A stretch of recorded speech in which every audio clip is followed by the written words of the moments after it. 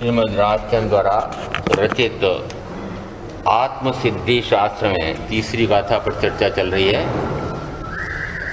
बाह्य क्रियामा राचता अंतर्भेदन काई, ज्ञान मार्ग निषेधता ते क्रिया जड़ आए। तीसरी गाथा में जो संक्षेप से कहा था, कोई क्रियाजड़ थई रहा शुष्क ज्ञान में, कोई माने मार्ग मोक्षनो करुणा उपजे जोई। वहाँ पर कहा कि कोई तो बाह्य क्रिया में और कोई शब्द ज्ञान में लगा हुआ है और उसी को मोक्ष मार्ग मानता है, उस पर ज्ञानी को करुणा आती है। अब बाह्य क्रिया कैसी होती है तो अगली चौथी गाथा में दिया, बाह्य क्रिया में राचता अंतर्भेदन काई। बाह्य में क्रिया तो बड़ी बारीकी से पालता है, परंतु अंतर्भेद किसको कहते हैं कि अंतर में अभी भेद नहीं समझा है कि मैं कौन हूं और मेरे साथ यह संयोगी शरीर आदि ये कौन है, यह कर्म क्या है और कर्म का आना कैसे है, रुकना कैसे है, कैसा मुझे आत्मा का अपूर्व आनंद का आस्वाद कैसे आ सकता है, उसका कुछ भी ज्ञान भान नहीं है। और बाह्य में क्रिया बड़ी सूक्ष्मता से, घनता से, लेश मात्र भी उसमें कहीं दोष न लग जाए, इतना पालते हैं। विनोद जी वचन में तो देर से आए होंगे, परंतु क्रिया तो पूरी करनी है। यद्यपि आंखों से दिखाई दे रहा है, जिनके आदेश से, महामंत्री जी के आदेश से 3-3 बार यहाँ पर सफाई हो गई थी, आंखों से स्पष्ट दिखाई दे रहा है कि यहाँ पर कोई एक रज कण भी नहीं है, चींटी मकोड़े तो बहुत दूर रहे। परंतु क्रिया तो विनोद जी को कौन सी, ये बाह्य क्रिया में राचता, बाह्य में क्रिया तो बड़ी बारीकी से कर रहे हैं। जिस समय मैं इस प्रकार के ये पूंजने वालों को देखता हूँ, उस समय जिस समय ये 5-50 लाख की, करोड़ की कार लेकर के जब सैर सपाटे के लिए निकलते हैं, बाजार खरीदी के लिए निकलते हैं, तो मैं याद दिला रहा हूँ कि वो पूंज करके वहाँ पर कोई कंथुआ जैसा जीव भी मैं न मार डालूं, मेरे से विराधना न हो जाए और उन 4 पहियों के नीचे और पता नहीं कौन कौन से पहिए वाले आ गए हैं अब तो, उसके नीचे बेंद्री, तेंद्री, चौंद्री, पंचेंद्री, न जाने कितने जीव यहाँ तक की चपेट में आ जाए तो मनुष्य भी, और उनके प्रति दया आ रही है क्या?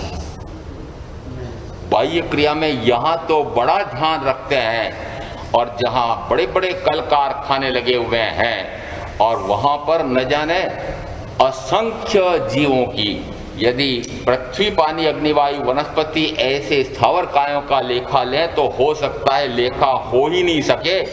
अनंत जीवों की विराधना करके, और वे भव्य कहो कि कल कारखाने, भीमकाय स्वचलित कारखाने चला रहे हैं। और जो बहनें सोचती हों कि हम तो इन सारे जंजालों से बची हुई हैं, बचे हुए हैं। जितनी आपकी सामग्री आ रही है, चाहे वह भोजन संबंधी हो, चाहे अन्य इंद्रियों के संबंध में जितनी जितनी वस्तुएं आपकी आ रही है, वे कहाँ से उत्पादित, निर्मित हैं? भीमकाय ऐसे बड़े बड़े कारखानों में विद्युत से चलें, चाहे आणविक शक्ति से चलें, चाहे और किसी शक्ति से, कोयले आदि की शक्ति से चलें, किसी भी शक्ति से चलते हैं, वहां पर कितने जीवों की हिंसा विराधना करवा रहे हो, पंचेंद्री जीवों की घात उपघात भी कर रहे हैं। परंतु यहाँ तो मुझे बड़ी बारीकी से, तो जिस समय एक बार मैंने कहीं ऐसी व्याख्या कर दी, महाराज वहां का तो हमारे नियम नहीं है, यहाँ का तो हमारे नियम है। कहाँ का नियम है? 48 मिनट के लिए तो मुझे पूरा नियम पालना है, और 23 घंटे 12 मिनट के लिए खुली छूट है।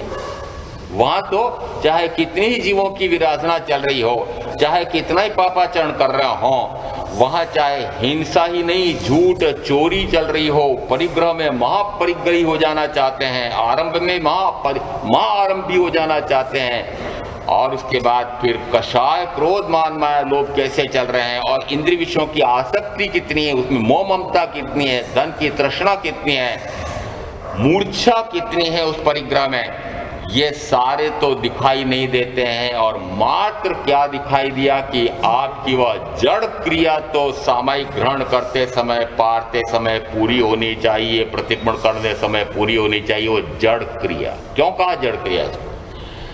वस्तुतः जड़ बुद्धि हो गए हैं, वहां तो इतनी बुद्धि लगा रहे हैं और बाहर में क्या कर रहे हैं? अब आपका उत्तर, बाहर में तो मेरे छूट है। आप कौन है? आप गृहस्थी हैं। दूसरा शब्द बता दो, संसारी हैं। गृहस्थ यानी घर में घुसे हुए, घर में अस्त, तो घर में अस्त व्यस्त हैं कि घर में पस्त हैं कि घर से परास्त हैं कि क्या है पता नहीं। एक तो शब्द आया कि गृहस्थ हूं और दूसरा शब्द आया कि संसारी हूं। संसारी को तो संसार के सारे कार्य पूरे करने पड़ते हैं, सांसारिक संबंधों का निर्वाह भी करना पड़ता है, करना पड़ता है, बोलो ना, करना पड़ता है। प्रसन्नता पूर्वक करते हैं कि बोझा मान करके माथे आ पड़ा है इसलिए कर रहे हैं, क्यों करना पड़ रहा है, ऐसा कभी विचार आता है? उसको प्रसन्नता से करते हैं कि नहीं? प्रसन्नता से करते हैं। यदि प्रसन्नता से करते हैं तो करना पड़ता है, ये तो मैंने सिखा दिया, प्रवचन में तो बोल रहे हैं। आप वस्तुतः करना पड़ता है इसलिए नहीं कर रहे हैं, वस्तुतः उसको बड़े चाव से कर रहे हैं। इसका अर्थ हुआ कि बाह्य में तो आप संसारी हैं। विशेष आवश्यक भाष्यकार कहते हैं कि जो संसार में, संसार के संबंधों में, संसार के कर्तव्य निर्वाह में, या कहो एक शब्द में, सूत्र तो इतना ही कहता है, संसार में सोया हुआ है वह आत्मा में जागृत है, और जो आत्मा में सोया हुआ है वह संसार में जगता है। आप किस में जग रहे हैं? संसार में। शब्द आपने बड़ा अच्छा चुन लिया, मैं संसारी हूं। सबका एक ही उत्तर है, मैं संसारी हूं, सबका एक ही उत्तर है। बोलो ना,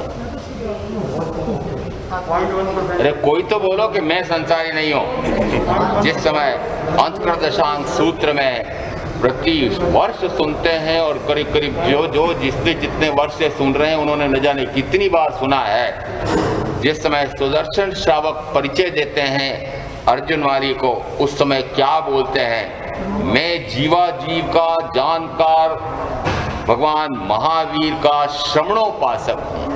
आपने क्या उत्तर दिया था? मैं संसारी, मैं ग्रस्त हूं। संसारी किसको कहा? कि जिसको संसार में रुचि है, जिसको चतुर्गति रूप संसार बढ़ाना है, वह संसारी है। आपको चतुर्गति रूप संसार बढ़ाना है तो अभी चौथा नहीं, पहले गुण स्थान में मिथ्यात्व ही पड़े हैं। अभी आपको तो संसार चलाना है। रात को एक भाई बोले, नवयुवक, महाराज यदि सारे व्यक्ति वैराग्य लेकर के विरक्ति में चले जाएंगे और मोक्ष चले जाएंगे तो फिर संसार कैसे चलेगा? मैंने कहा, अरे संसार की चिंता मत करो, संसार तो अनादि से चल रहा है और अनंत काल तक चलता रहेगा। अपना चिंतन करो कि मैं इस संसार के कीचड़ में कब तक फंसा रहूंगा। मुझे तो ऐसा लगता है कि अरे अनंत काल में कितने जीव मोक्ष चले गए, कि अनंत जीव मोक्ष चले गए, और मैं कैसा महामूढ़, कहाँ ग्रद्ध आसक्त संसार में, संसार के संबंधों में, इंद्रिय विषयों की आसक्ति में न जाने कितना पड़ा रहा कि अनंत काल हो गया मैं भटक ही रहा हूं।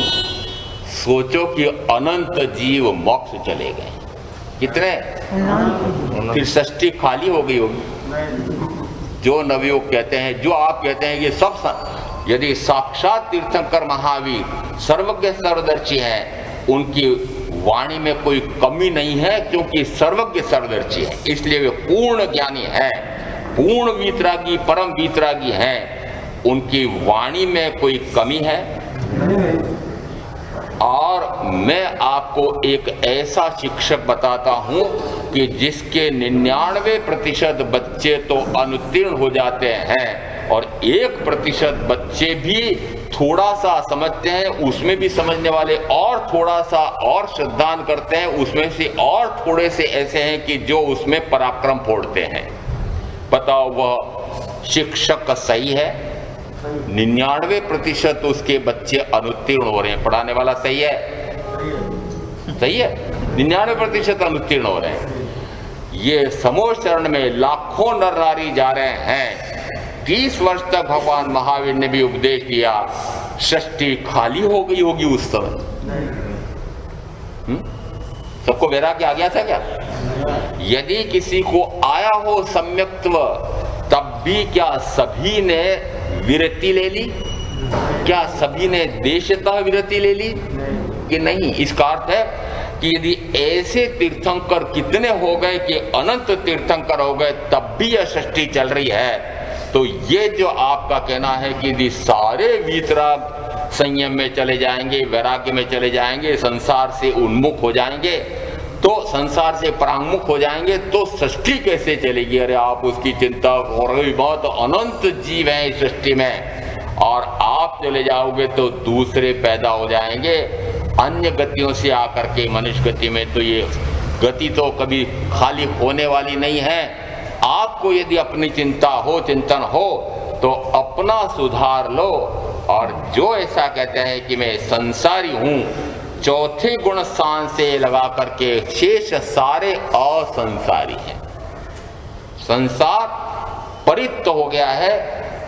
सुख विपाक सूत्र में 10 ऐसे विशिष्ट साधकों का, चारित्रात्माओं का वर्णन मिलता है कि उन्होंने पूर्व के भव में सुपात्र दान किया था, और आगम कहता है कि वे संसार को परित्य कर देते हैं। इसका अर्थ है कि अब उनका संसार परिमित हो गया है, कुछ ही भाव में वे मोक्ष चले जाते हैं, उसको कहते हैं संसार परित्य हो गया है। अब उनका संसार अनंत नहीं है, अब उनको असंख्य भाव नहीं करने हैं, उनको कई भाव नहीं करने हैं। 10 में से 1/10वें के लिए वर्णन मिलता है कि वे अनेक भाव करके मोक्ष जाएंगे। 6 अगले भाव में तीर्थंकर महावीर के काल में सम्यक्त्व को पक्का करके, क्षायिक करके, और प्रथमतः देश विरति, बाद में सर्वविरति संयम लेकर के उसी भाव में मोक्ष चले जाते हैं। शेष, सुबाहु कुमार आदि ये 3 कैसे कि जो संसार परित्य होने के भाव से, जिस समय सुपात्र ध्यान दिया था उस समय से लगा करके, उस भाव से लगा करके 14वें भाव में वे मोक्ष चले जाएंगे। इसका अर्थ हुआ कि जिसका संसार परित्य हो गया है, परिमित हो गया है, सीमित हो गया है, अब उसको अनंत जन्म मरण नहीं करना है, भाव भ्रमण उसका अब इतना नहीं होने वाला है, उसको कहा असंसारी।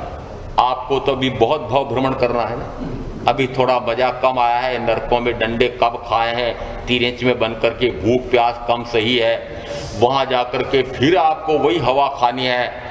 बहुत से ऐसे व्यक्ति भी होते हैं कि जिनको कारागृह में, आजकल सुधारवादी युग हो गया है, सुधारवादी महात्मा गांधी से शुरू हुआ था कि सुधार करो, और ये अपराधी बने हैं तो वास्तव में समाज की अव्यवस्था, राज्य की अव्यवस्था के कारण से अपराधी पनपते हैं, इसलिए इनका दोष नहीं है, सारे समाज का दोष है। इनको इस प्रकार से सुधार करो, दंड मत दो। तो आजकल कारागृह में इतनी सुविधाएं हो गई हैं, आप कभी भोजन तालिका देखो तो लगता है इतना भोजन तो मैं कर ही नहीं सकता। इसलिए उनको पुनः पुनः कहाँ जाने का भाव आता है? कारागृह में जाने का। बड़ा आराम था वहां, यहाँ तो इतना काम करना पड़ता है और वहां तो कारागृह में इतनी सुख सुविधाएं मिल रही थी, यहाँ तक कि उनको टीवी देखने की, समाचार पत्र पढ़ने की और बातें, न जाने कितना प्रशिक्षण देने वाले भी और न जाने कितनी कला सिखाने वाले भी कि वो बाहर निकले उस समय ऐसा अपराध वापस न करें। उनको पुनः पुनः याद आता है, ऐसा मुझे यहाँ भी लगता है। पुनः पुनः याद आता है कि अरे नरक में जाकर के वापस देखें तो सही कि कितनी गर्मी है या कितनी तीव्रतम ठंड है। तिरेच में जाकर के देखें तो सही, वापस मैंने भूल गया ना। गर्भ में रहकर के जो दुख उठाए थे वो भूल गए, इसलिए पुनः पुनः उसमें जाने का भाव आता है। वस्तुतः जिसको पुनः मुझे भाव नहीं करना ऐसा पक्का हो गया हो, ऐसा वह सम्यक्त्वी कहलाता है, वह असंसारी है। आप सब तो संसारी हैं।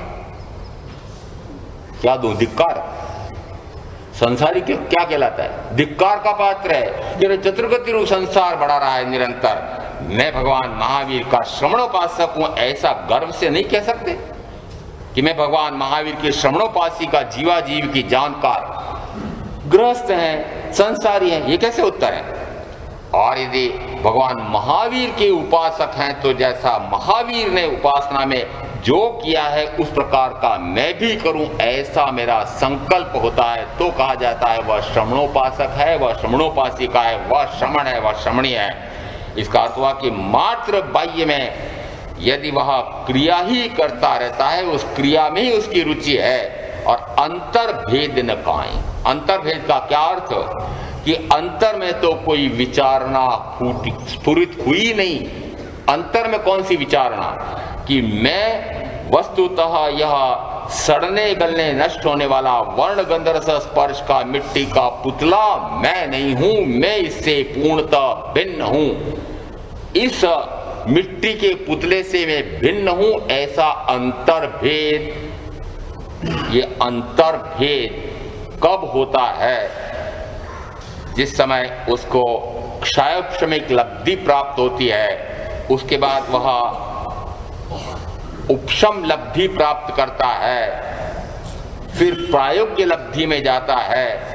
देशना लब्धि, तीर्थंकर परमात्मा की वाणी का सुनने का स्वर्णिम अवसर मिलता है और उसके कारण से फिर उसको कर्ण लब्धि प्राप्त होती है। अभी उनका विवेचन नहीं करना है। कर्ण लब्धि में 3 आए हैं, यथा प्रवृत्तिकरण, दूसरा दिया अपूर्व करण, तीसरा दिया अनिवृत्तिकरण। यथा प्रवृत्तिकरण का क्या अर्थ? तीर्थंकर परमात्मा की सदगुरु भगवंत के मुख से सुना कि तत्व का आत्मा का ऐसा स्वरूप है। आत्म तत्व का स्वरूप समझ लिया, अनात्म तत्व का स्वरूप समझ लिया। आप सारे कहते हैं, इनके स्वाध्याय में भी बहने कहती हैं महाराज हम जानते हैं, और आप भी क्या कहते हैं? मैं जानता हूं। क्या जानता हूं? मैं जानता हूं कि यह सारा धन वैभव, कोठी बंगले, करोड़ों अरबों का भी चाहे हो वह भी छूट जाता है। जानते हैं? हाँ तो करो, जानता हूं। जानता हूं। जिस समय आप जानता हूं कहते हैं, जानती हूं ऐसा कहते हैं, उस समय मैं पूछता हूं कि जो वो करोड़ों अरबों का धन जोड़ने के लिए, कमाने के लिए छल प्रपंच कपट मायाचारी कर रहे हैं, हिंसा वो कर रहे हैं, झूठ बोल रहे हैं, चोरी कर रहे हैं, दूरे लेखे लिख रहे हैं, न जाने कितनी कितनी कर चोरियां कर रहे हैं, उस गद्दी पर कुर्सी पर बैठ करके जो खटकर्म खोटे कर्म कर रहे हैं, उस समय याद आता है क्या ऐसे कर करके जो मैं कमा रहा हूं वह न जाने कब छूट जाने वाला है? आता याद आता है? अभी तो कहते याद आता है हमको, हम तो जानते हैं। मैंने कहा जी जानते हैं तो फिर तुम्हारे की और किसी साधु की आवश्यकता ही नहीं, आप तो बड़े ज्ञानी हो गए। जानता हूं, अरे किस समय जानते हैं? कि स्थानक में आते हैं तब जानते हैं, श्मशान में जाते हैं तो 5-10 मिनट के लिए ऐसा कोई वैराग्य उमड़ता है, ऐसा वैराग्य आता हो, देखो देखते देखते ऐसे चले गए, वो ऐसी जवानी अवस्था में चले गए, अरे करोड़ों का धन, अरबों का धन, इतना बड़ा पद छूट गया और चले गए हो, मुझे भी इसी प्रकार से न जाने किसी दिन चले जाना है, ओहो अब मैं इस प्रकार से कार्य नहीं करूंगा, ये सारा छूट जाता है। कब याद आया? कितनी देर? कि भाई लोग कहते हैं कि थोड़ा सा उसमें पानी लगता है शरीर पर और सब धुल जाता है वो वैराग्य। यहाँ पर भी वैराग्य चढ़ता है और फिर जैसे ही कपड़े दूसरे पहनते हैं तो वो कपड़े जिसको स्पर्श हुआ होगा ज्ञानी के वचन का, किसको, वो फिर कपड़े यदि उतार देते हैं, झोली में रख दिए, तो फिर दूसरे कपड़े तो, अब दूसरे कपड़े तो भोग के हैं तो फिर वो कहां से वैराग्य में जाएगा। तो यहाँ पर आपका भी ऐसा ही हाल है कि जिस समय यहाँ थोड़ा सा वैराग्य का रंग चढ़ा था, एक हमारे पंच परमेष्टि में 5वें पदधारी के लिए रंग बड़ा खराब है। मुझे बड़ा विशेष, बड़ा विचित्र लगता है कि अरे हमारा रंग काला क्यों कर दिया। हम इतने सफेद वस्त्र पहनने वाले, वस्त्र कौन से है, सफेद, और आत्मा कैसी कि पवित्र, उस शुद्धतम पवित्र आत्मा को पवित्र करने के लिए इतना पुरुषार्थ कर रहा हूं और मेरे लिए कल्पना है काला रंग है। कौन सा है, काला रंग। देखना आपके झंडे में, आपके नौकार मंत्र में नीचे जो लिखते हैं 5वां पद, उसमें देखना काला रंग। काला रंग क्यों है कि अब वैराग्य का रंग इतना गाढ़ हो गया है, काला हो गया है कि अब उस पर दूसरा रंग नहीं चढ़ेगा। आपके बताओ, जैसे ही बाहर गए कि वैसे ही राग के रंग में, इसका अर्थ हुआ कि आपका ये जो मैं जानता हूं यह मात्र कोरा शब्द है। कौन सा, तोता है। तोता समझते हैं, तोते को भी ऐसा रटा दो तो वह भी रट लेगा। बहेलिया शिकारी आएगा, दाना डालेगा, बढ़िया बढ़िया ताजे फल डालेगा, तुम सावधान रहना, फंसना मत। याद कराया, शिकारी आएगा, दाना डालेगा, फंसना मत। शिकारी आएगा, दाना डालेगा, फंसना मत। उसको 5, 7, 10 बार इस प्रकार से कहा और उसने वैसा का वैसा रट लिया, पक्का कर दिया कि अब ये इस प्रकार से नहीं फंसेगा। और फिर उन्होंने कहा अच्छा मैं अब जा रहा हूं, थोड़ा बाहर जा रहा हूं, ध्यान रखना, चेतावनी दी। और फिर एक शिकारी आया, उसने बढ़िया दाना ताजे फल डाले, उसने कहा अरे मेरा स्वामी तो ऐसा करता नहीं, क्या बढ़िया फल हैं, ताजे ताजे फल डाले हुए हैं। बाहर निकलने के लिए वह शिकारी थोड़ा सा उसका दरवाजा खोलता है, वह लुभाता है और खाता जाता है। ऊपर जाल फैल रहा है, जाल में फंसता जा रहा है और बोलता जा रहा है कि शिकारी आएगा, जाल फैलाएगा, फंसना मत। फंसता जा रहा है, बोलता जा रहा है, फंसना मत। आपका कैसा है? इसको सूत्रकार जो सम्यक की प्राप्ति के लिए जो 5 लब्धियां कही हैं उसमें यहां नाम दिया है यथा प्रवृत्तिकरण। क्या कहा इसको? प्रवृत्ति कैसी हो रही है कि सुनते जैसा है वैसी प्रवृत्ति में आता नहीं। महामंत्री जी प्रतिदिन बाद में बोलते हैं हम इतना सुनते हैं परंतु इसको हम कितना अपने जीवन में उतार रहे हैं। वो उतार रहे हैं कि नहीं उतार रहे हैं, इसके लिए मैंने बता दिया अभी यथा प्रवृत्तिकरण।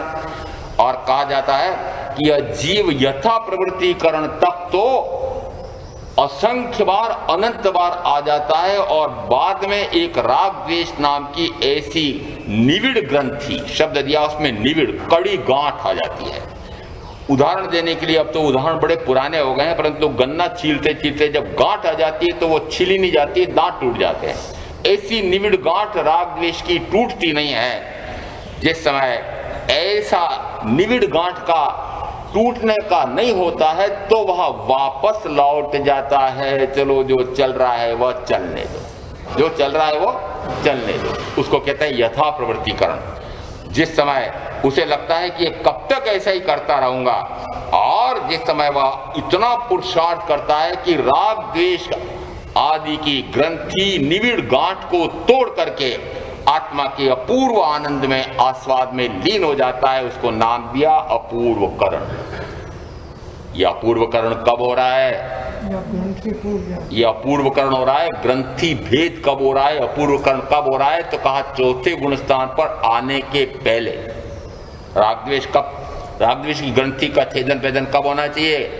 जिस समय वह देशनालब्धि के माध्यम से तीर्थंकर परमात्मा की वाणी साक्षात सुनकर के या परोक्ष में ज्ञानी गुरु से सुन करके जैसे उसको लगता है मैं कब तक आरंभ समारंभ में पड़ा रहूंगा, कब तक मैं पापाचरण में पड़ा रहूंगा, कब तक इंद्रिय विषयों की आसक्ति में पड़ा रहूंगा, कब तक ये कषाय में उबलता रहूंगा, ऐसा कर करके कर्म बांध करके मैं चतुर्गति में कब तक भटकता रहूंगा, जन्म मरण का दुख क्यों उठाता हूं मैं, ऐसा जिस समय अंदर में विचारणा ऐसी अंदर में उठती है और उस समय वह उस प्रवृत्ति को तोड़ता है, निवृत्ति में जाता है। और निवृत्ति यानी अंतर्भेद। क्या हो रहा है यहाँ पर? अब अंतर्भेद हो रहा है।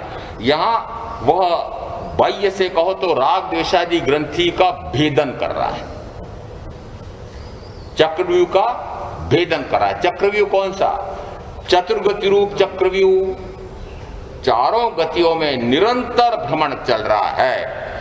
कैसे चल रहा है कि जिस समय में शरीर आदि रूप हूं ऐसा जान करके शरीर के साथ जुड़ी पांच इंद्रियों के लिए पूर्ति के लिए रागादि भाव कर्म करते से ज्ञानावरणादि द्रव्य कर्म, उस ज्ञानावरणादि द्रव्य कर्म के कारण ही पुनः शरीर आदि की प्राप्ति से पुनः रागादि भाव कर्म, पुनः ज्ञानावरणादि द्रव्य कर्म का बंध, ऐसा निरंतर का चक्र चल रहा है। रागादि का भाव करना, कर्म बांधना, कर्म का उदय है, फिर रागादि करना, फिर कर्म बांधना, फिर रागादि आया। निरंतर यह चक्रव्यूह अनंत काल से चल रहा है। इसलिए इस चक्रव्यूह का भेदन कब हो सकता है कि जिस समय यह पक्का हो जाए कि राग द्वेष की ग्रंथि यह तो मेरी स्वयं की है, मैंने बांध रखी है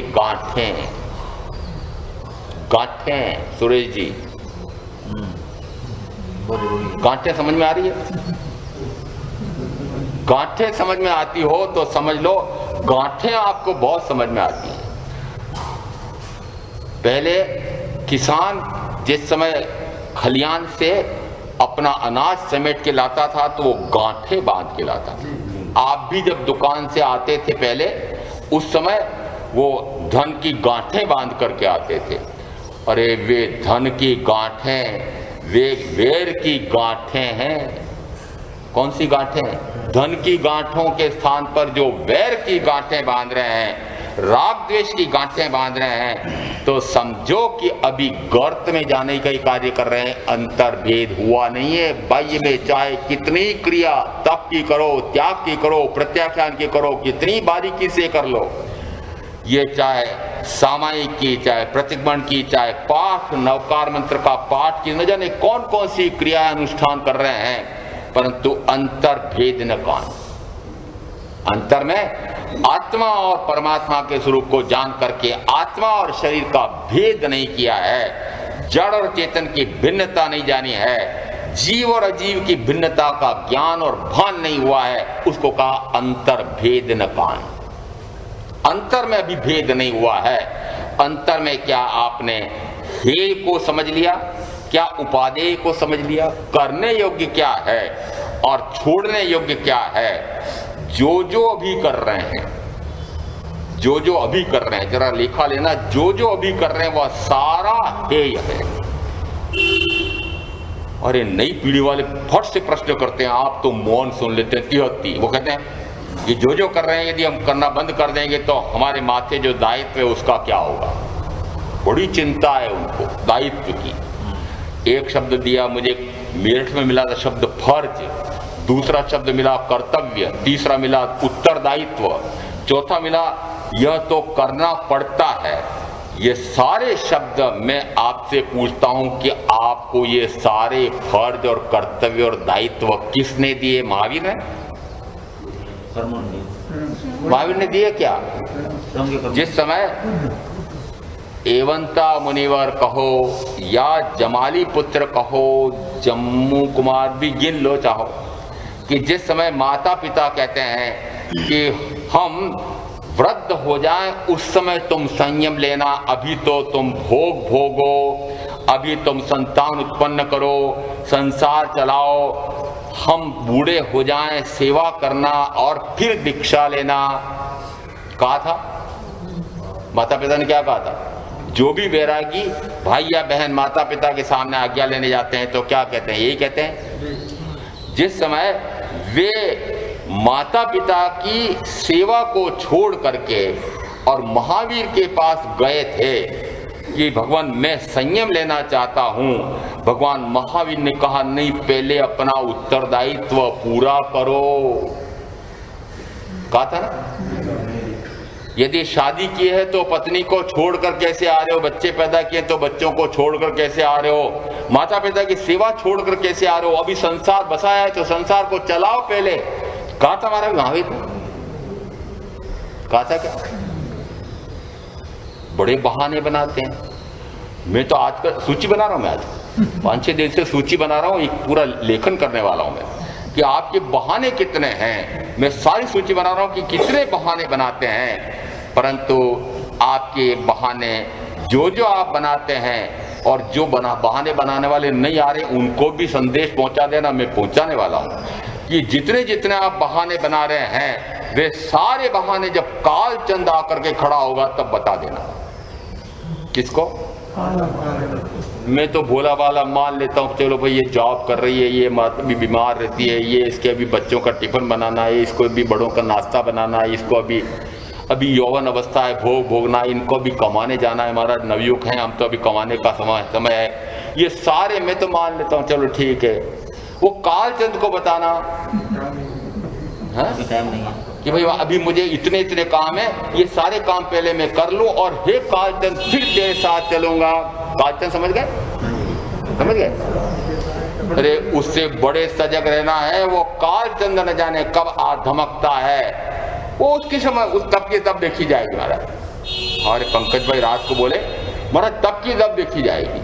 वो तो मजबूरी है, उसके साथ मुझे जाना ही पड़ता है, पर आपके साथ जाना पड़े कोई मजबूरी है क्या मेरी? आओ ना आओ ना हो। मैंने कहा जो मुझे आप बहाने बता रहे हो वो सारे बहाने कालचंद को बनाओ, एक नहीं सुनेगा, एक नहीं सुनेगा। और मात्र इसी बात को उन वैरागियों ने अपने माता पिता आदि को कहा कि क्या काल का पक्का कह सकते हैं कि जब तक आप जीवित रहेंगे, वृद्ध होंगे, चले जाएंगे, तब तक मैं जीवित रहूंगा? क्या कहा माँ बाप ने? क्या कहा था कि ये तो हम नहीं कह सकते, तो नहीं कह सकते तो मुझे दीक्षा की आज्ञा दो। महावीर ने नहीं कहा कि तुम माता पिता की सेवा करो, तुम पत्नी की पहले सेवा करो, दास्ता करो। ये बीच में छोटा सा शब्द क्यों बोले महाराज? मैंने कहा अब जमाना बदल गया इसलिए मुझे ऐसा कहना पड़ता है। जिस समय ये इस प्रकार से कहती हैं महाराज ये मुझे ये करना पड़ता है, ये करना पड़ता है, तो 2 महीने एक बार आई थी, मैंने कहा कि उनको कहो कि ये टिफिन बना दिया है, ये नाश्ता बना करके नाश्ते की मेज पर रख दिया है और जिस समय इच्छा हो खा लेना। मैं 8 बजने वाली हूँ, 8 बजने वाली है, स्थानक जा रही हूँ और 9 बजे बाद जितना काम हो वापस फिर बता देना। 8 से 9 में मुझे कोई काम नहीं करना है। 24 घंटे की दासी हो क्या? महाराज आपने तो हमारे यहाँ पर घर में झगड़ा करा दिया। महाराज ने क्या करा दिया? मैंने कहा यदि ये भाई कहते हैं महाराज हमको इतना करना पड़ता है, इतना करना पड़ता है, मैंने कहा 24 घंटे 24 घंटे। ये चाहे पत्नी की दास्ता पति कर रहे हो, चाहे पत्नी दास्ता कर रही हो पत्नी पति की, ये दास्ता 24 घंटे की। अरे वस्तुतः तो वह दास्ता शरीर की, वो एक दूसरे की जो सेवा कर रहे हो ना, मुझे पता है, मुझे कोई पूछने की आवश्यकता नहीं है। मैं वो सारा खटकर देख करके आया हूं, तो मुझे पता वो दास्ता क्यों हो रही है कि 5 इंद्रियों के भोगों का एक दूसरे से स्वार्थ है। और जब तक ऐसा है तब तक आप ऊपर से कहते हैं महाराज बच्चे तो पालने पड़ेंगे। अच्छा चलो बच्चे पालो, फिर वो ब्रह्मचर्य पाल। जिन जिनको बच्चे पालना चलो आज छूट दे देते हैं कि बच्चे तो पालना। महाराज मेरे अभी कुल मिलाकर के 1 वर्ष का बच्चा है, इसको तो मुझे पालना ही पड़ेगा। मैंने कहा चलो अच्छा बच्चा पालने की छूट देते हैं और कि ब्रह्मचर्य ले लो। करा दो आज करा दो क्या? वस्तुतः तो आपको वह बहाना है। कौन सा बहाना? बच्चे पालने का तो बहाना है। आपको अपने 5 इंद्रियों के भोगों का अंदर में रस पड़ा हुआ है और इसी को कहा है कि अंतर में तो कोई भेद हुआ नहीं और बाह्य में थोड़ी सी क्रिया कर ली। आज मुझे प्रातः काल एक का हमारा साहब, अभी वो जो अमुक व्यक्ति जो आंखें मलता हुआ आया था, उसने आपके चौमासे में या किसी के चौमासे में अठाई की थी। क्या किया था? अठाई की थी। मैंने कहा अठाई करने वाला कर्मों की धड़ाधड़ निर्जरा कर देता है। और अब क्या हो रहा है कि 10 बजे तक सो करके उठेंगे और फिर नहा धो करके व्यापार पर जाएंगे, रात को 9 बजे आएंगे, फिर सोएंगे 1 बजे। वो 28 का फल क्या हुआ? 28 का फल क्या हुआ? क्रिया की ना, कितनी कठोर क्रिया की है। बाह्य क्रिया में रांचता, और जिस समय ऐसे जय जयकार लगते हैं, ओहो तपस्वी को धन्य हो, तपस्वी को धन्य हो, और फिर कई परिजन, कई परिचित, सारे संघ के भाई बहन भी उनकी साता पूछने जाते हैं। इसकी तपस्वी की, 28 करने वाली साता पूछने जाते हैं। और वो 28 की तप करने वाले का जो मैं ये हाल बताऊं, मान लो, तो बताओ वह कोरी क्रिया हुई कि नहीं? क्रिया हुई? रागादि मंद हुए, आत्मा का अपूर्व आनंद का आस्वाद आया। क्या वह निरंतर रागादि मंद करता जा रहा है? क्या अपूर्व आनंद का आस्वाद बढ़ता जा रहा है? क्या वह संवर और निर्जरा में निरंतर आगे पराक्रम कर रहा है कि नहीं? फिर वो क्या किया? वो बाह्य क्रिया, बाह्य क्रिया में रांचता अंतर भेद न काई, ज्ञान मार्ग निषेधता ते क्रिया जड़ा। ज्ञान मार्ग निषेधता, ये बड़ा विशिष्ट आ गया यहां पर कि बाह्य क्रिया तो खूब की है। जिस समय 1 हो गया, 2 हो गए, 3 या 4, 5 जब हो जाते हैं, उस समय ननद और साथ में सासू या और कोई उसको सजा धजा करके और हाथ दोनों तरफ से पकड़ करके धीरे धीरे चलते हुए मेरे पास आते हैं। महाराज इसको आज 5 का पचकांड करा दो, बैठने की शक्ति नहीं है, समय नहीं है, मात्र बीच में पचकांड करा दो, प्रवचन के बीच में, क्योंकि इसको बैठने की शक्ति नहीं है। और फिर जाकर के घर गए, और जैसे ही ननंद बाई ने कहा, भाभी जी आपकी तपस्या चल रही है, इतनी बढ़िया सेज सजा दी, उसके ऊपर बढ़िया मखमली चद्दर बिछा दी, ऊपर पंखा चला दिया, फिर उस पर वातानुकूलित यंत्र का बटन दबा दिया, रिमोट पकड़ा दिया, आपकी तपस्या चल रही है। बाह्य क्रिया में रांचता अंतर भेद न कान। क्या हो रहा है भाई में? कितनी कठोर क्रिया हो रही है, उसमें इतना रस आ रहा है। ओहो, यदि 7 की तपस्या हो गई, ऐसे भी अवसर मैंने देखे हैं, 7 की तपस्या हो गई और उसके बाद जी घबराने लगा, अरे 28 तो पूरी करनी है, जैसे तैसे पूरी कर लो, जैसे तैसे। क्यों?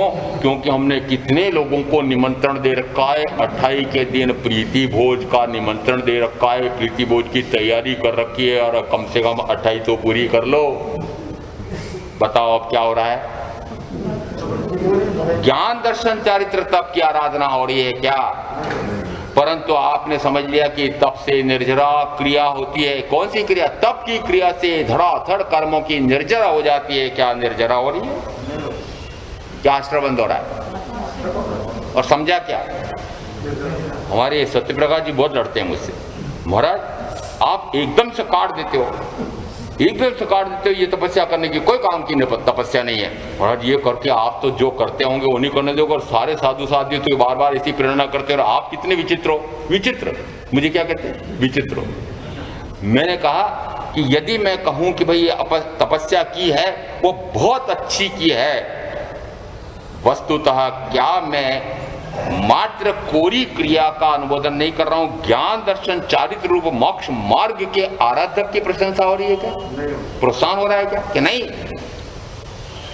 अंतर में तो भेद हुआ नहीं। अंतर में भेद किसको कहा? आत्मा का ज्ञान हुआ नहीं, आत्मा का दर्शन हुआ नहीं, आत्मा के स्वरूप को जाना नहीं, अपूर्व आनंद का आस्वाद आया नहीं, और मात्र बाह्य क्रिया में चले गए हैं। अंतर में ज्ञान मार्ग तो जानते ही नहीं है। यहां तक है कि ज्ञान से क्या होता है, वस्तुतः क्रिया की महत्ता है। ज्ञान से, शब्द ज्ञान से क्या मतलब निकला? ये जितने जानने वाले हैं, जितने जानने वाले हैं, वे अज्ञानवादी भगवान महावीर के समय में कुछ अज्ञानवादियों का भी संप्रदाय था। अज्ञानवादी ऐसा कहते थे कि जितना जितना ज्ञान अधिक हो जाता है उतना ही उतना उसको अजीर्ण हो जाता है और फिर वे बहस करते हैं, वाद विवाद करते हैं, क्योंकि ज्ञान का आफरा आता है। मुझे भी शायद कोई कहते होंगे इनको भी ज्ञान का आफरा आता है, बार बार जब देखो जब ज्ञान बघाड़ते रहते हैं। जरा सा 5 मिनट के लिए गए, मंगल पाठ सुनने कर बघाड़ना शुरू कर दिया, जरा से जाके बैठे बघाड़ना शुरू कर दिया, प्रवचन में देखो तो इतना बघाड़ते रहते, आफरा आ गया ज्ञान को। तो जिस समय ऐसा ज्ञान बघाड़ते हैं वे निरंतर संघर्ष में पड़ जाते हैं। दूसरा कहते हैं अरे यह करना चाहिए, यह नहीं करना चाहिए। यदि जानो ही नहीं कि ये पाप है तो मुझे पाप क्यों लगेगा, तो जानना ही नहीं कि पाप। अज्ञानवादी क्या कहते हैं? अज्ञानवादी उस समय क्या कहते थे? यदि जानो ही नहीं तो पाप है ही नहीं, तो जान लूंगा तो फिर बड़ी मुश्किल पड़ेगी। कहते हैं कहीं विशेष किसी देश की, चीन की या किसी वहां के किसी क्षेत्र की इस प्रकार की प्रथा थी। वहां यदि एक कोई व्यक्ति दूसरे की पत्नी से आसक्त होकर के उसके साथ जुड़ जाता है, संभोग हो जाता है, तो वहां पर प्रथा होती है फिर दोनों एक दूसरे के साथ युद्ध करते हैं। एक सेनापति, उसकी पत्नी उसके किसी छोटे मोटे सैनिक से लग गई और पता लगा कि ऐसा हो गया है। सेनापति ने कहा कि बस अब और कोई चारा नहीं है, तुमको मुझसे युद्ध करना पड़ेगा, जो जीतेगा उसकी वाह है, जो जीतेगा वह उसकी है। अब उसे ये पता है कि मैं तो कुछ भी जानता नहीं हूं, युद्ध किसे कहते हैं, और सामने कौन है? सेनापति। अब दोनों में युद्ध होगा तो बताओ उस युद्ध में कौन जीतेगा? सेनापति जीतेगा। जिस समय उसने कहा अब तो आज मरण निश्चित है, आज मरण निश्चित है, सेनापति के साथ में मैं यदि युद्ध लड़ूंगा तो मरना तो निश्चित है। अब जब मरना ही निश्चित है तो फिर क्या रखा है? जैसे उसने तलवार निकाली और धार की तरफ से पकड़ी, किधर से पकड़ी? धार की तरफ से। और फिर जिस समय वह धार की तरफ से पकड़ करके युद्ध लड़ने लगा, सेनापति बार बार सावधान कर रहे हैं, अरे मूठ की तरफ से पकड़, किधर से पकड़ रखी है? सेनापति क्या जानता है? युद्ध कला जानता है। तो युद्ध कला के अनुसार वह तो कैसे वार करना चाहिए, कैसे बचाव करना चाहिए, सारा जानता है, इसलिए वह तो बड़े नियम से तरीके से वार कर रहा है। और सामने वाला कैसा कर रहा है? पत्थर मार डल रहा है। वो तो बस आड़ा तिरछा जैसा चाहे वैसा ऐसा मार रहा है कि सेनापति हार गया, मर गया। तो कहते हैं कि यदि जान लो तो बड़ी मुश्किल है, कानून में भी ऐसा कहते हैं, जान लो तो बड़ी मुश्किल है, जो जानता ही नहीं हो तो कुछ भी कर लेगा। इसलिए अज्ञानवादी क्या कहते थे? अज्ञानवादी कहते थे कि ज्ञान करो ही मत, यदि ज्ञान कर लिया तो फिर ये होगा कि अरे ये पाप है, ये नहीं करना चाहिए। आप क्या है? क्या रहना चाहते हैं? हमारे बहुत सारे रवि कुमार साहब क्या करना हमको सब जान करके, यदि जानेंगे तो हमसे वो कार्य छूट जाएगा। हम प्रवचन में आएंगे, मैं कारण बता दूं कौन जो नहीं आते हैं उसका कारण क्या है। एक कारण मुझे लगता है, यदि हम प्रवचन में आए और यदि हमें कभी थोड़ा सा ऐसा लगे कि अरे अपन इतना जो 5 इंद्रियों के भोगों में पिल पड़े हैं, उसके लिए इतना पापाचरण कर रहे हैं, और भगवान की वाणी में आया है कि उससे कर्म का बंद होता है, और उस समय फिर हमको वे छोड़ने पड़ेंगे, मुझे छोड़ना नहीं है। समस्या क्या है? यदि सुन लेंगे तो छोड़ना पड़ेगा। आप छोड़ना चाहते हैं? इंद्रिय विषयों के भोगों को छोड़ना चाहते हैं क्या? वो राग रंग को छोड़ना चाहते हैं क्या? वो धन वैभव को छोड़ना चाहते हैं क्या? धन वैभव की मूर्छा तोड़ना चाहते हैं क्या? क्या आप उसकी तृष्णा को मिटाना चाहते हैं क्या? कि नहीं, तो संसारी है, हमको तो इसको करना पड़ेगा, छोड़ना नहीं है। इसलिए ज्ञान सीखना ही नहीं, ज्ञान सीख लेंगे तो ये सारा रागादि छूट जाएगा, और मुझे तो रागादि में रंगायमान हो रहा हूं, मजा आ रहा है। तो ऐसे बहुत सारे हैं, वे तो बहाने हैं उनके। वस्तुतः यदि मात्र बाह्य में वह क्रिया तो कर रहा है, क्योंकि यदि ज्ञान करे तो बड़ा परिश्रम लगता है, समझने के लिए बुद्धि लगती है, और क्रिया आसान है। क्रिया आसान है, जो जो आप क्रिया कर रहे हैं बड़ा आसान है। वस्तुतः यह तत्व ज्ञान समझना यह कठिन पड़ता है, इसलिए समझने के लिए तो कोई कहता ही नहीं है। हाँ, क्या करते हो, जैसे कोई नवयुवक बच्चे गए और महाराज ने पूछा क्या नाम, क्या रहते हो, पिताजी क्या है, तुम क्या करते हो, कुछ धर्म ध्यान करते हो कि नहीं, और कुछ नहीं करता हूं, माला फेरा करो, कम से कम एक साप्ताहिक एक सामयिक किया करो, ये अमुक पाठ किया करो, अमुक जाप किया करो। वो घबराते हैं कि जाते से मुझे कहेंगे कि जमीकन नहीं खाना, आलू नहीं खाना, अमुक ये नहीं करना, अमुक किसने लगाया क्रिया, डरता है। माला क्यों फेरना समझाया, आलू क्यों नहीं खाना ये समझाया, जमीकंद क्यों नहीं खाना ये समझाया, पंच परमेष्ठी के कौन से गुण है ये समझाया, माला क्यों फेरू ये समझाया। और जो त्याग प्रत्याख्यान ले रहे हैं उन्होंने कारण पूछा, क्यों करूं, पूछा क्या। ये आज के बच्चे जैसा कहो वैसे अंधे होकर के नहीं मानते हैं। मैं कहता हूं ये वस्तु स्थिति में सच्चे साधक बन सकते हैं। क्यों? क्योंकि अंधानुकरण नहीं करना चाहते हैं, और महावीर अंधानुकरण को नहीं करवाते हैं। महावीर स्वयं यदि पूर्ण ज्ञानी हैं, ज्ञान चक्षु जिनके पूर्ण खुल गए हैं, वे अंधानुकरण की क्रिया बताएंगे? अंधे होकर के मैं जैसा कहता हूं वैसा मान लो, महावीर कहेंगे? 7-10 व्याख्या प्रज्ञप्ति सूत्र में जिस समय इंद्रभूति गौतम नगरी में विहरण कर रहे थे, चाहे किसी भी लक्ष्य का गोचरी के लिए कर रहे थे, वहां पर एक चौराहे पर कुछ अन्य तीर्थिक चर्चा कर रहे थे। ये इंद्रभूति गौतम कहते हैं, ये इनके गुरु महावीर कहते हैं कि अस्थि अस्थि रूप वर्णन करता है, नास्ति नास्ति रूप वर्णन करता है, अस्थि की नास्ति नहीं होती है, नास्ति की अस्थि नहीं होती है, नास्ति में अस्तित्व नहीं है, अस्तित्व में नास्तित्व नहीं है, घट घट रूप वर्णन करता है, पट पट रूप वर्णन करता है, घट में घटत्व है, पट में पटत्व है, घट में घटत्व नहीं है, पट में पटत्व, तो पट में घटत्व नहीं है, घट में पटत्व नहीं है, कोई एक दूसरे से एक का दूसरे में विरोध है। घट घट रूप वर्णन करता है, पट पट रूप वर्णन करता है, जिसकी अस्थि है वह अस्थि रूप वर्णन करता है, नास्ति है तो नास्ति रूप वर्णन करता है। क्या समझ में आया? कुछ समझ में आया? कभी कभी बोलना पड़ता है मुझे, इसलिए बोलना पड़ता है कि लगे तो सही कि महाराज को कितना याद है। अरे वस्तुतः ये भेद विज्ञान है। घट घट रूप वर्णन करता है, पट पट रूप वर्णन करता है, अस्थि है वह अस्थि रहेगी, नास्ति है वह नास्ति रहेगी। जिसका अस्तित्व है वह अस्तित्व उसका कोई मिटता नहीं है, वो जन्म और मरण उसका नहीं होता है, उत्पाद और व्यय नहीं होता है, वह निरंतर ध्रुव रहता है। ऐसा अस्तित्व रूप धर्म महावीर मानते थे। वे कुतीर्थिक ऐसा चिंतन कर रहे थे वहां कि ये कहते हैं कि अस्थि अस्थि रूप वर्णन करता है, नास्ति नास्ति रूप वर्णन करता है, हम क्यों माने। क्या कह रहे थे वे? हम क्यों माने, ये जो कहते हैं हम क्यों माने। जैसे वे कुतीर्थिक कहते हैं वैसे हमारे भी सब कहते हैं, मान लो। तो महावीर का उत्तर मैं दे देता हूं। महावीर कहते हैं, इंद्रभूति गौतम कहते हैं कि मैं कहता हूं या मेरे गुरु कहते हैं इसलिए मानो नहीं। स्वयं आप भी तो प्रज्ञावान हैं, आप भी तो आत्मा है, आप में भी तो ज्ञान गुण है। अपने ज्ञान से पर्यवेक्षण करके और फिर पता लगा लो, अनुभव आ जाए कि मैं कहता हूं या मेरे परम गुरु निर्ग्रंथ परमात्मा कहते हैं वह सत्य है कि नहीं है, सत्य है कि नहीं है।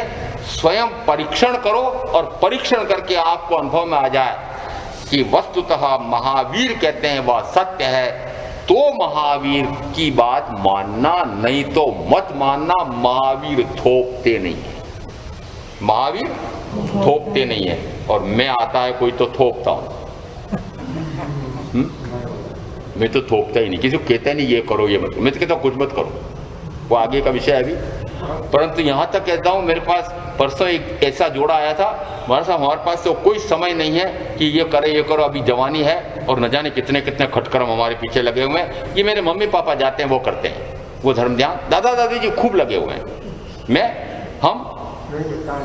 हमको तो समय नहीं है। मैंने कहा ऐसा करना कि 15 मिनट के लिए एक 24 घंटे में से निकालना और उस समय एकांत में बैठ करके शांत दत्त चित्त होकर के ऐसा पता लगाना कि उस समय आपको कोई कुविचार, कोई दुर्भाव, कोई राग द्वेष, कोई शुभाशुभ भाव, कोई क्रिया प्रतिक्रिया कुछ भी ना हो, ऐसा समय ढूंढना। निरंतर 15 मिनट के लिए अभ्यास करना। 1 महीने का अभ्यास करके वापस मुझे बताना कि क्या हुआ।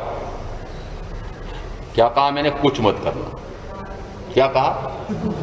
कुछ मत करना। आपको कह दूं कि कुछ मत करना। 15 मिनट आधा घंटा बैठ जाना और कहूं कि कुछ मत करना। जो भाई कहते हैं, जो बहनें कहती हैं, नवयुग भी कहते हैं महाराज ये करो और ये करो, हम परेशान हो जाते हैं, हम इसलिए नहीं आते। मैंने कहा अच्छा ऐसा करो, कुछ आओ मत यहाँ, कुछ मत करो।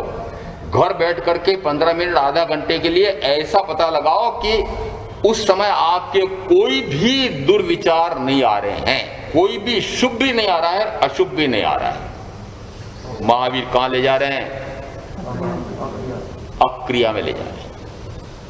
महावीर कहां ले जा रहे हैं? अक्रिया में। आप कहां जा रहे हैं? क्रिया में। कैसे अनुयायी है? महावीर क्रिया में ले जाती नहीं। क्रिया है तो कर्म है। इसका अर्थ है कि यदि अंतर में भेद हो गया है तो बाह्य की क्रिया समाप्त हो जाती है। कोई प्रतिक्रिया नहीं, कोई क्रिया नहीं, कोई प्रतिक्रिया नहीं, कोई प्रतिरोध नहीं, कोई प्रतिशोध नहीं, कोई प्रति उत्तर नहीं, प्रतिवाद नहीं, कोई वाद नहीं, कोई विवाद नहीं, कुछ नहीं। कोई प्रतिक्रिया, प्रतिशोध होता है, प्रतिरोध होता है, प्रतिक्रोध। शब्द समझ रहे हैं? प्रतिक्रोध किसको कहा? एक ने क्रोध किया, 3 नंबर वाले, एक ने क्रोध किया। अब क्या किया? आपने क्या किया? प्रतिक्रोध। प्रवचन सुनने का क्या सार निकला? इतना स्वाध्याय करने का क्या सार निकला? नहीं, बाद में तुरंत मुझे पश्चाताप हुआ। मैंने कहा पहले क्यों नहीं आया? पहले क्यों नहीं स्मरण में आया कि प्रतिक्रोध, प्रतिक्रिया करना ही नहीं है मुझे। प्रतिहिंसा क्यों? प्रतिवैर, उसने वैर पाल रखा होगा, मुझे प्रतिवैर नहीं करना है। मुझे उसने वाद खड़ा कर दिया है, मुझे प्रतिवाद नहीं करना है। क्रिया नहीं, प्रतिक्रिया नहीं। जब कुछ मत करो ऐसा यदि कहूं तो पसंद आ जाएगा आपको? और मुश्किल हो गया। मोहम्मद जी कहते और मुश्किल हो गया, और मुश्किल हो गया।